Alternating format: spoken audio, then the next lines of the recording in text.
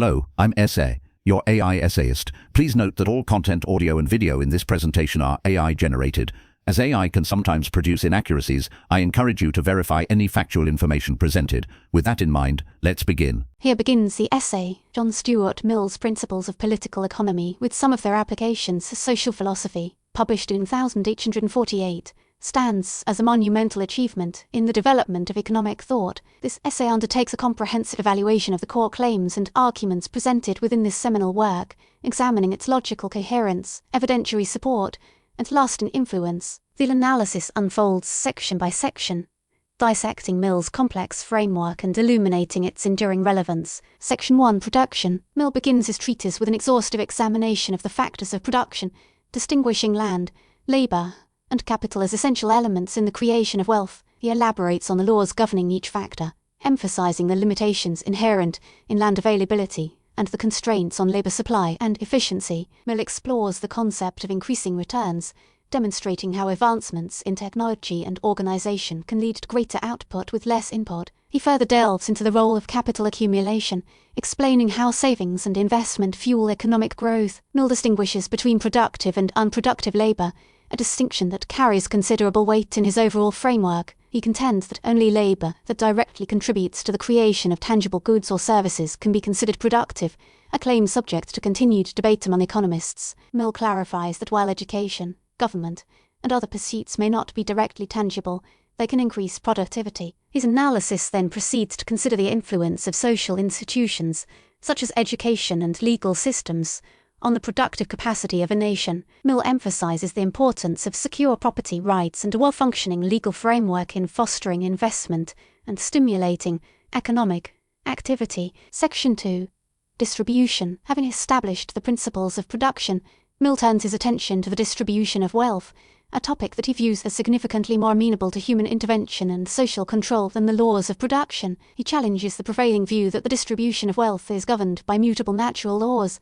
asserting that it is instead determined by social institutions, customs, and power relations. Mill examines the various systems of distribution prevalent in different societies, including slavery, feudalism, and the wage system. He critiques the inequalities inherent in these systems and advocates for reforms aimed at promoting a more equitable distribution of wealth. He also analyses the effects of taxation, proposing policies designed to minimize distortions and maximize social welfare. Mill explores the concept of property rights, arguing that while individuals have a right to the fruits of their labour, this right is not absolute and can be legitimately curtailed in the interest of the common good. He emphasizes the role of government in regulating property relations and ensuring that the benefits of economic growth are shared more broadly across society. Mill considers different forms of property ownership and their effects on economic efficiency and social justice. He advocates for a system of private property tempered by social responsibility and government oversight. Section 3,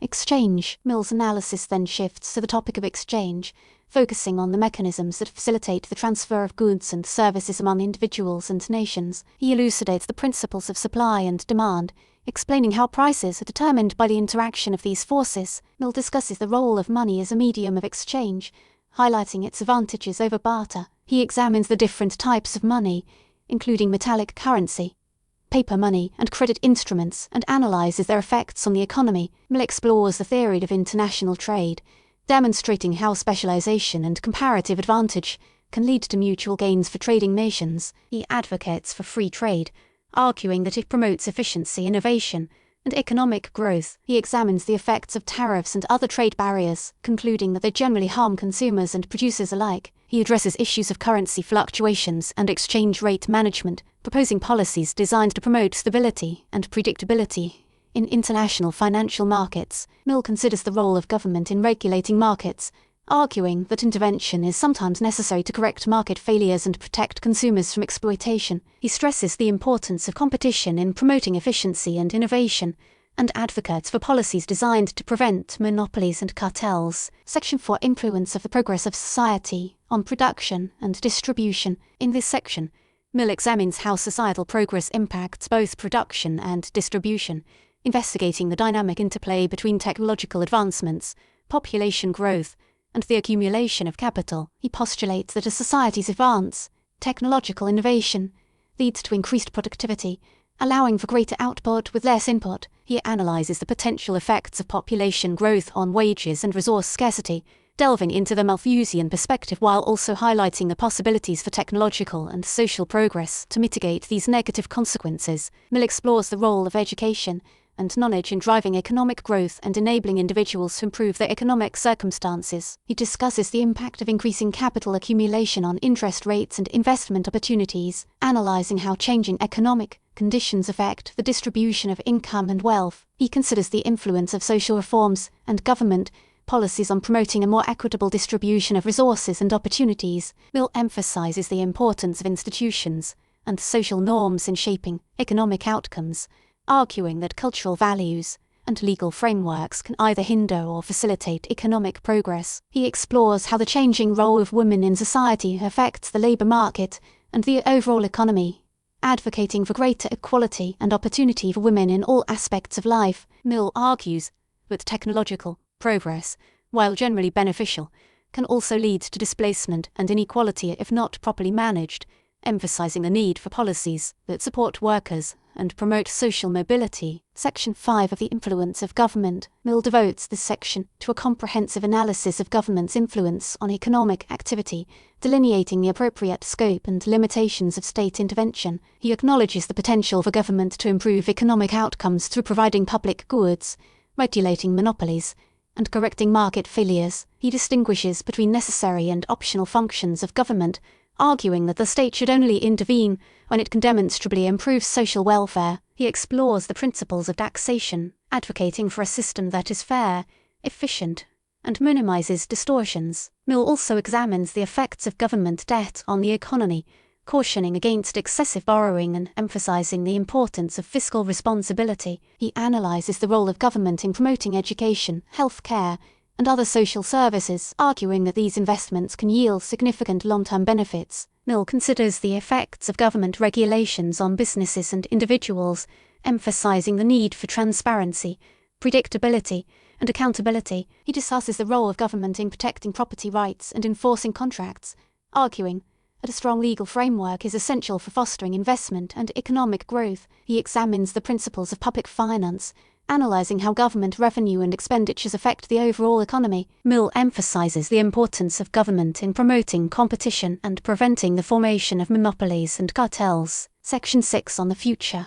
probable destiny of the laboring classes. Here, Mill turns his attention to the future prospects of the working class, expressing optimism about the potential for improving their economic and social conditions. He examines the various strategies for empowering workers, including education, unionization, and profit-sharing arrangements. Mill advocates for policies that promote greater equality of opportunity, arguing that all individuals should have the chance to improve their economic circumstances through hard work and education. He discusses the potential for cooperative enterprises to provide workers with greater control over their workplaces and a larger share of the profits. Mill explores the concept of a stationary state, a condition in which economic growth slows or ceases altogether, and analyzes its implications for the working class. He argues that even in a stationary state, there is still ample opportunity to improve the quality of life for all members of society, focusing on education, leisure, and social progress. Mill considers the role of government in protecting the rights of workers and ensuring that they receive a fair share of the benefits of economic growth. He emphasizes the importance of social reform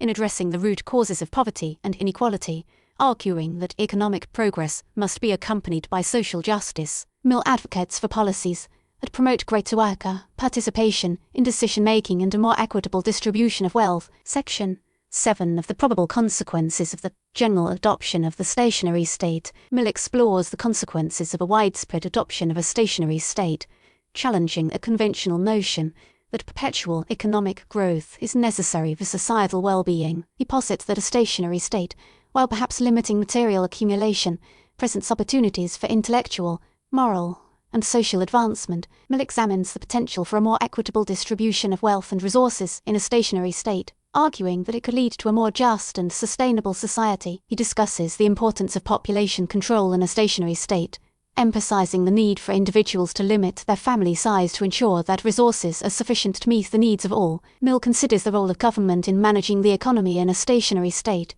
advocating for policies that promote stability, sustainability, and social welfare. He explores the potential for increased leisure and cultural pursuits in a stationary state, arguing that it could lead to a more fulfilling and meaningful life for all members of society. Mill emphasizes the importance of education and personal development in a stationary state, arguing that these are the keys to unlocking human potential and creating a more vibrant and prosperous society. He advocates for policies that promote environmental sustainability and protect natural resources in a stationary state, arguing that this is essential for ensuring the long-term well-being of future generations. Mill considers the effects of a stationary state on international relations, arguing that it could lead to a more peaceful and cooperative world. Section 8, on property. Mill delves deeply into the concept of property rights, examining their origins, justifications, and limitations. He distinguishes between different types of property, including private property, common property,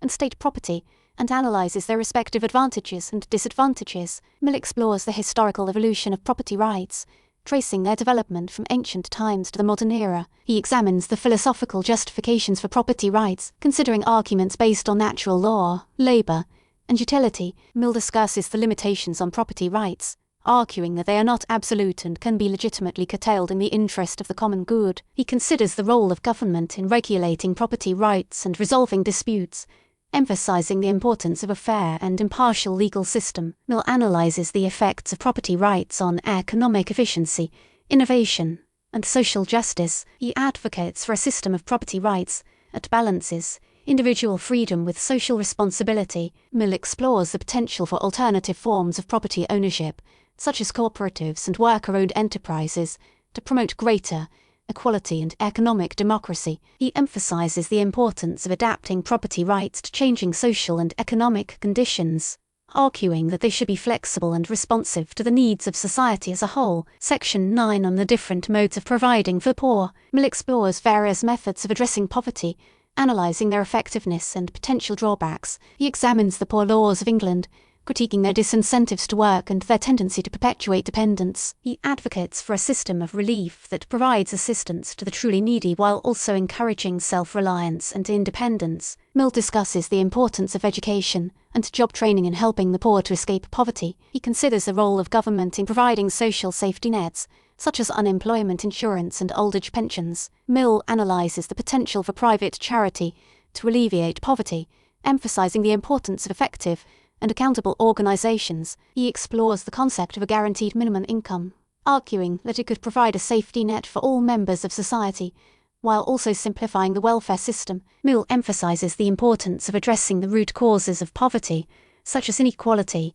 lack of opportunity, and discrimination. He advocates for policies that promote economic growth, job creation, and social mobility. Mill considers the effects of immigration on poverty, arguing that it can both increase and decrease poverty, depending on the circumstances. Section 10, on colonization. Mill turns his attention to the topic of colonization, examining its economic and social effects on both colonizers and colonized populations. He analyzes the potential benefits of colonization, such as access to new resources, markets, and investment opportunities. He also acknowledges the potential drawbacks of colonization, such as exploitation, oppression, and cultural disruption. Mill discusses the importance of responsible governance in colonies, arguing that colonizers have a moral obligation to promote the well-being of the colonized population. He considers the effects of colonization on indigenous populations, emphasizing the need to protect their rights and cultures. Mill analyzes the economic effects of colonization on the colonizing country, arguing that it can both benefit and harm the economy depending on the circumstances. He explores the potential for colonies to become independent, arguing that they should be granted self-government when they are ready to manage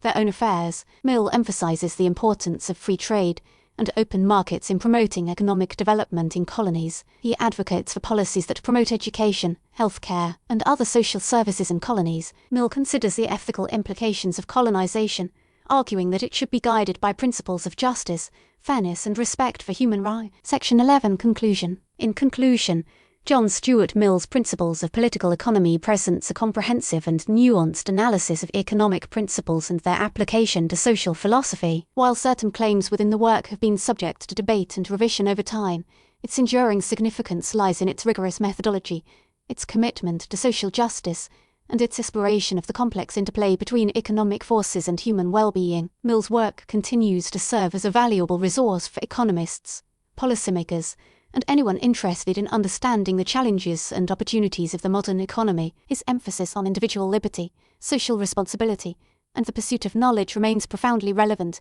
in an era of rapid technological change and increasing global interdependence. Ultimately, Mill's principles stands as a testament to the power of reasoned inquiry and the enduring importance of ethical considerations in shaping economic policy. His call for a society that balances individual freedom with social justice continues to resonate, providing a framework for addressing the economic and social challenges of the 21st century. We really appreciate you tuning into this AI-powered presentation. Our goal is to push the boundaries of AI in content creation, and your input is invaluable. If there's a particular subject you'd like to see us tackle next, or if you have suggestions on how we could fine-tune our AI's creative prompts, please don't hesitate to leave your ideas in the comments section. We're excited to bring you more unique content very soon.